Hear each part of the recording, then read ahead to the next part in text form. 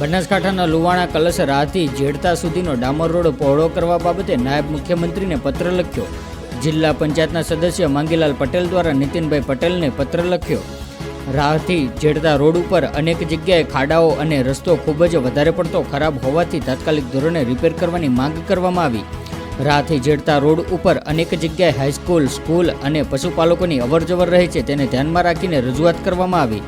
માંગીલાલ પટેલ અને ખેડૂતોએ થોડા દિવસ પહેલાં જ આ રોડની માંગ માટે રસ્તા ઉપર આવીને વિરોધ કર્યો હતો. થરાદ તાલુકાની કુલ વસ્તીના 50% લોકો વાહન વ્યવહાર માટે આ રસ્તાનો ઉપયોગ વધુ પસંદ કરે છે. Vasram Chaudhary, DP News, Tharad. મારા વિસ્તારનો જીવાદોરી સમાન રસ્તો લુવાણા કળશથી રાહથી જેતળા 30 કિલોમીટર જે આવેલો છે એ સાંકડો અને તૂટેલો રસ્તો છે.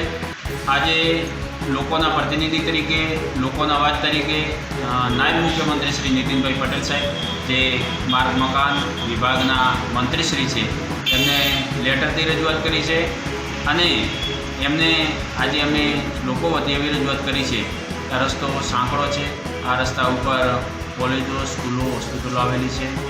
આ રસ્તા ઉપર દૂધના વ્યવસાય સાથે લોકો જોડાયેલા રહે છે. ખેતીનો પણ ખૂબ વિકાસ થયો છે. બાગાયતી ખેતીના જેવા કે ખારેક અને દાડમનો પણ પાક લોકો લઈ રહ્યા છે ત્યારે અને આ રસ્તો જેતળાથી રાહથી લુવાણા થઈ અને આંતરરાજ્ય રાજસ્થાન સાથે પણ જોડાયેલો છે. થરાદ તાલુકાના 50% વસ્તીનું જે વહન થાય છે આ રસ્તા ઉપરથી થાય છે, એટલે ભરચક રહે છે. ઘણી જગ્યાએ તૂટેલો છે. છેલ્લા 10 વર્ષથી રિપેરિંગ પણ થયો નથી.